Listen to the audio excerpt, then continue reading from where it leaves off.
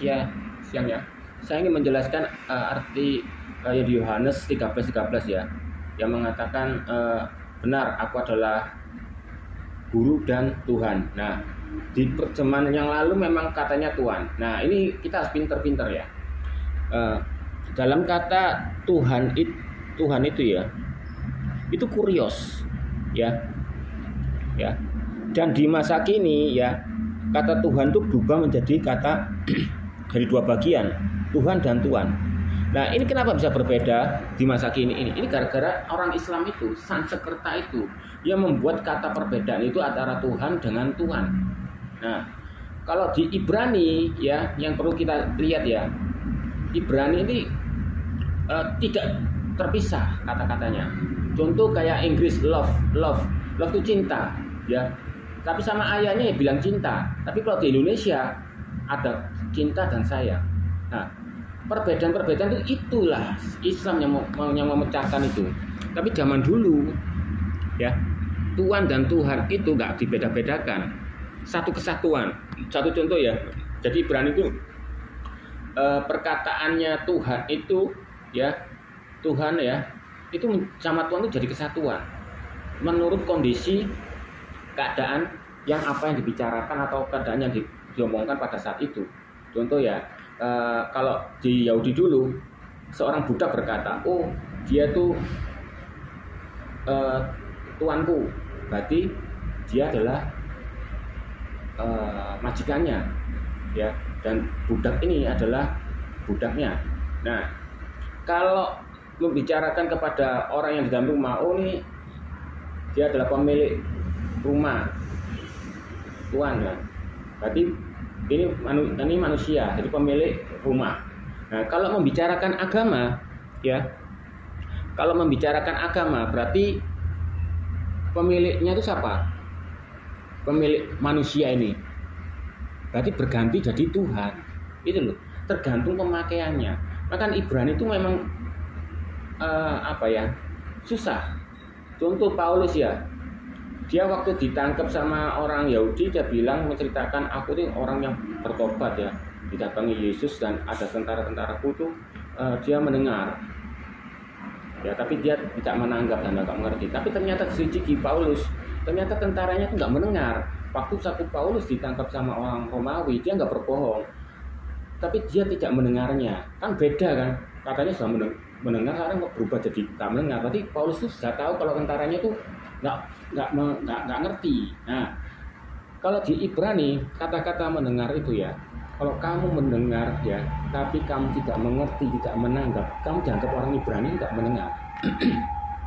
Kalau kamu mengerti dan tanggap, berarti kamu dianggap Ibrani itu mendengar. Beda kalau Indonesia. Indonesia kata mendengar, kamu tuh nggak tahu kamu ngerti apa nggak ngerti ya denger gitu loh, ya kan. Makanya orang bos-bos bilang, kamu dengar nggak kataku, dengar nggak, dengar. Nah, tapi ditambah kata-kata, kamu ngerti nggak, nah gitu loh. Makanya jadi yang membedakan itu Sanskerta ya. Kita coba ya, kata Tuhan di Sanskerta.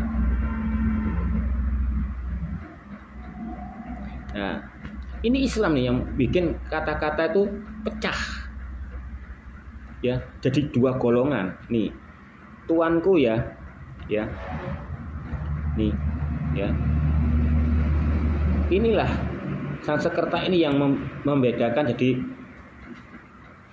Tuhan itu terpisah jadi kata Tuhan. Jadi apa? Jadi biar untuk Sanskerta ini mungkin yang ini. Jadi daripada orang-orang bingung-bingung ya.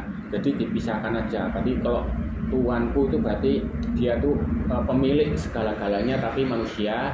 Tapi kalau Tuhan itu pemilik tapi Tuhannya, gitu loh.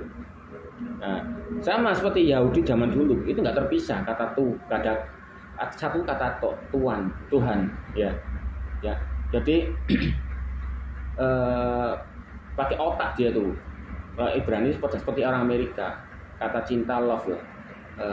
I love my daddy. Tapi kalau kita ngomong I love Bambang, kan nggak ngerti orang Amerika ini Bambang siapa? Bambang bapaknya atau Bambang pacarnya?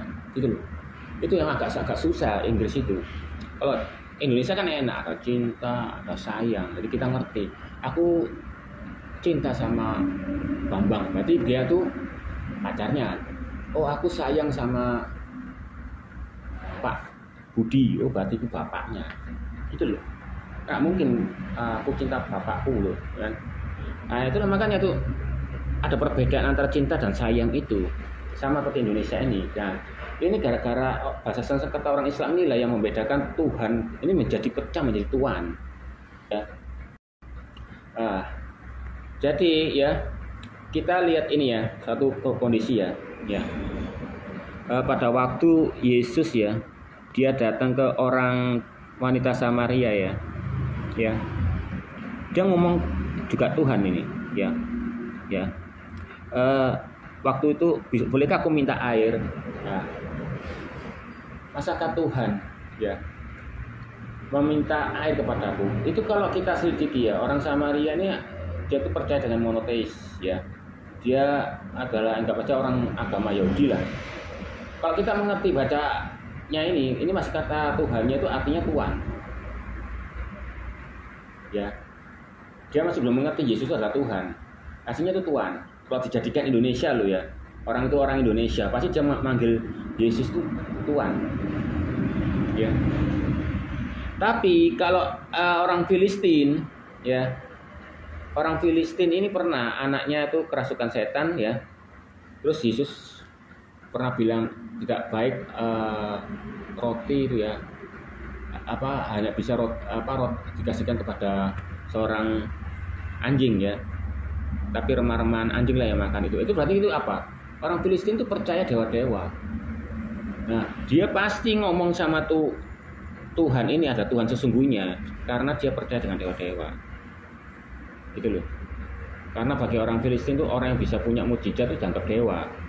Dia pasti menuju ke Tuhan, kata Tuhan, bukan kata Tuhan. Kalau orang Samaria ini orang Yahudi, maksudnya agamanya Yahudi, dia menganggap Yesus itu Tuhan.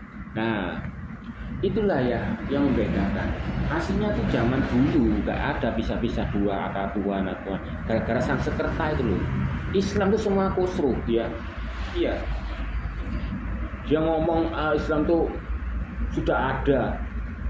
Islam loh di abad ke-6 Muhammad itu cuma dibelokkan aja Taurat itu nyambung ke Al-Quran seolah-olah itu dia ada di bagiannya Taurat. Dia membelokkan sunat itu ya adalah tanda sebagai perjanjian antara Yahweh ya dengan Iskak dan Abraham, dibelokkan ke Arab seolah-olah dia itu agamanya Taurat dulu tuh bersambung dengan Muhammad. Padahal awal mulanya Arab itu dari pagan. Ya.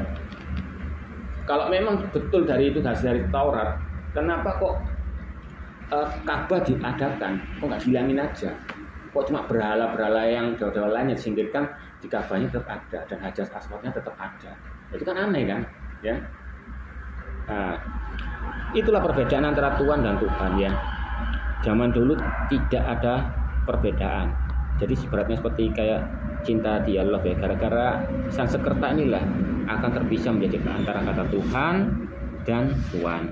Kalau Tuhan ini berstatuskan manusia yang memiliki segala sesuatu yang, tapi kalau di Israel ya memiliki segala sesuatu, tapi mikir dulu. Kalau bahasnya masalah agama pasti itu Tuhan ya. Kalau bahas agama bahasa juga artinya dewa. Kalau agama zaman dulu ya, kalau misalnya Baal ya dia ngomong Tuanku berarti Tuhan, itu berarti Tuhan gitu loh. Kalau di bicaranya ngomongnya tentang masalah keluarga berarti suaminya atau tuan rumah. Kalau bicaranya masalah budak yang ngomong berarti itu tuannya adalah majikannya gitu loh. Yang memiliki lah, yang menguasai nyawanya, hartanya, semua yang dimiliki itu oleh budak itu tuan ya. Kalau membahas masalah agama berarti yang memiliki nyawa semua orang manusia ini adalah pasti Tuhan. Itu loh. Itu yang membedakan. Nah, waktu Yesus ngomong, kan orangnya ngomong kan orangnya. Ya. Kamu adalah guru dan Tuhan. Dia bahas agama, berarti otomatis apa? Menjurus ke Tuhan, bukan ke Tuhan. Nah, karena revisi inilah orang bingung. Ya. Ternyata di Indonesia tuh beda tuh. Ada Tuhan, itu sing garano bingung itu. Ya, tapi sebetulnya zaman dulu itu satu. Ya, dan bahasa Sanskerta itulah. Nah, yang paling terpenting adalah Ibraninya. Ya. Ini ya. Kata-kata Koryos inilah, ya. Ini. Nah, Ibrani sekali ini, ya Yahweh ya. Itu lambangnya seperti ini, ya. Ya. Kayak N1N yaitu Yehova ya. Tuhan. Nah, itulah yang membedakan. Oke. Sekian dulu.